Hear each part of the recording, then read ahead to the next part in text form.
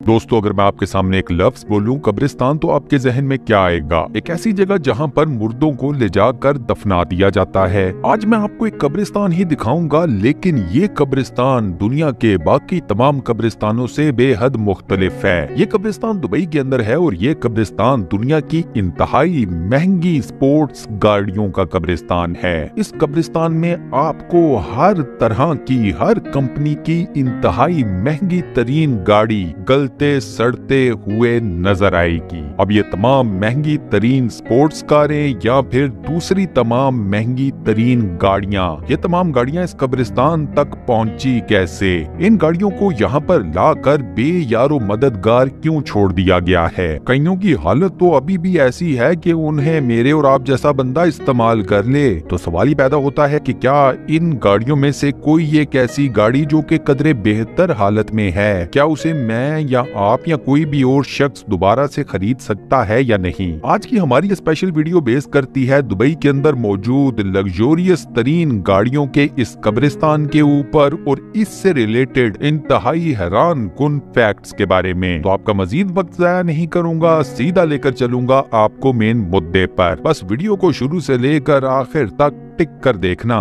पूरा। इस कब्रिस्तान की सबसे हैरानकुन बात यह है कि इस कब्रिस्तान में लिमिटेड एडिशन गाड़ियां भी आपको गलते सड़ते हुए नजर आएंगी। मिसाल के तौर के ऊपर इस कब्रिस्तान में एक ऐसी भी फेरारी मौजूद है जिसके सिर्फ पूरी दुनिया में 400 वेरिएंट्स बनाए गए थे। कुछ यही हाल एक खड़ी बुगाटी का भी है, एक अदद जैगुआर का भी। हत्ता कि इस कब्रिस्तान में आपको रेसिंग कार्स भी खड़ी गलती सड़ती नजर आएंगी। अब ये दुबई के जो शेख है, ये उनकी यूज्ड गाड़ियां हैं या फिर ये क्या है? यहाँ तक पहुँचने के लिए जरा ये सुनिए। दुबई यूएई के अंदर सबसे बड़ा शहर है, तकरीबन 3.5 मिलियन से ज्यादा इसकी कुल आबादी है। ये दुनिया के महंगे तरीन शहरों में से एक है। यही वजह है कि आपको इस शहर के अंदर दुनिया के अमीर तरीन लोग रिहाइश इख्तियार करते हुए नजर आएंगे। ये तो वो शहर है दोस्तों कि जहाँ ऐसे भी एटीएम्स लगे हुए हैं जहाँ पर पैसे डालो तो सामने से आप सोना खरीद सकते हो। अब दुबई या पूरे यूएई की तरफ तमाम दुनिया का पैसा, तमाम दुनिया के अमीर तरीन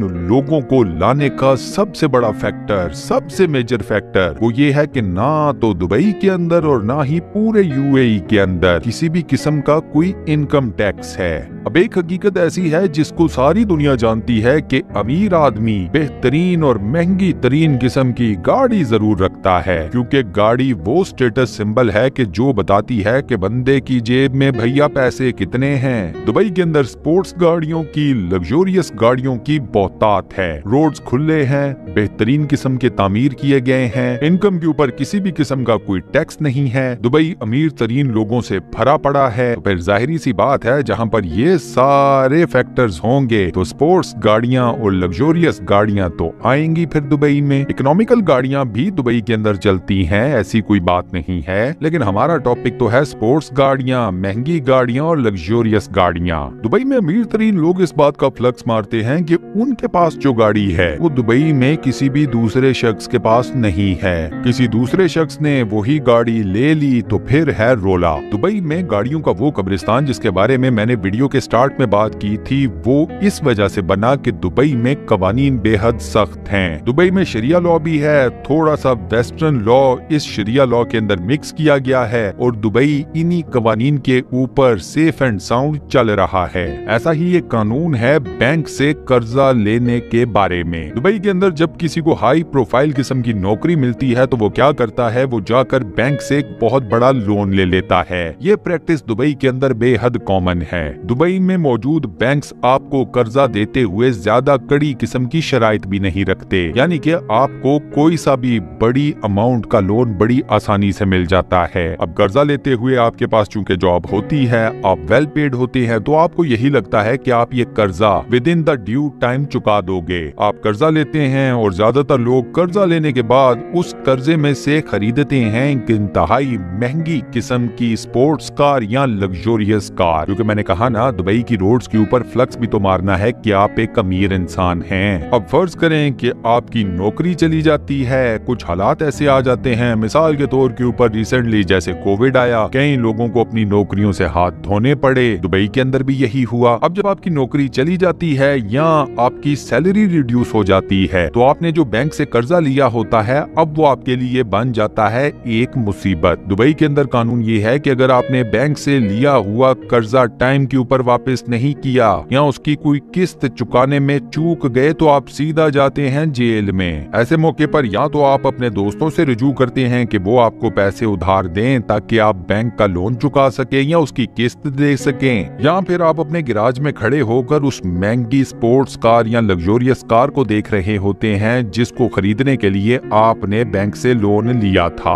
इन दोनों सूरतों में जब आपके हाथ में पैसे नहीं आते, तो फिर आता है दुबई में इस्तेमाल किया जाने वाला तीसरा सबसे बड़ा ऑप्शन। अपनी महंगी तरीन गाड़ी पकड़ो, उसमें बैठो, इग्निशन ऑन करो और दुबई से रफू चक्कर हो जाओ। आप हैरान होंगे कि वो लोग जो कि बैंक से लोन लेते हैं और उसके बाद बैंक्स को लोन वापस करने की पोजीशन में नहीं रह पाते, वो दुबई से भागने वाली ऑप्शन को सबसे ज्यादा इस्तेमाल करते हैं। यही लोग हैं जो कि अपनी गाड़ियों के ऊपर दुबई से फरार हो जाते हैं और उसके बाद अपनी गाड़ियों को कहीं पर भी छोड़ जाते हैं, रोड साइड के ऊपर, सहरा के अंदर, किसी गैराज में या इवन किसी कब्रिस्तान के बाहर। ये गाड़ियां इन जगहों के ऊपर जूं की तूं खड़ी रहती हैं। उसके बाद फिर पुलिस आती है, इन गाड़ियों को टो करती है और अपने साथ ले जाती है। कुछ लोग तो अपनी गाड़ियों में से इतनी जल्दी फरार होते हैं कि चाबी भी इग्निशन में छोड़ जाते हैं, और कुछ लोगों के पास तो इतना भी टाइम नहीं होता कि गाड़ी में मौजूद अपनी अशिया को भी समेट सकें। मजे की बात यह है कि दुबई में इन छोड़ी जाने वाली गाड़ियों को टो करके पुलिस की तरफ से किसी एक खास जगह के ऊपर जाकर डंप करना, इस सारे प्रोसेस में काफी ज्यादा टाइम लग जाता है, कई महीने लग जाते हैं। पुलिस इन छोड़ी हुई गाड़ियों को उठाकर किसी जंक यार्ड में जाकर डंप कर देती है और पैदा हो जाता है स्पोर्ट्स गाड़ियों का, लग्जोरियस तरीन गाड़ियों का वो कब्रिस्तान जिसके बारे में मैंने आपको वीडियो के शुरू में बताया था। अब सवाल ये पैदा होता है कि दुबई के अंदर ये तमाम गाड़ियां जिनको इनके मालिक छोड़कर फरार हो जाते हैं, मैं या आप इनमें से कोई गाड़ी खरीद सकते हैं या नहीं? वेल, आपके पास इस सवाल के जवाब में कुछ ऐसे सवालात हैं जिनके जवाबात आपके पास होने जरूरी हैं। पहला सवाल कि वो गाड़ी जो कि आपको पसंद आ गई है, आप उसे खरीदना चाहते हैं, उसका मालिक कौन था जो कि उसे छोड़कर भाग गया?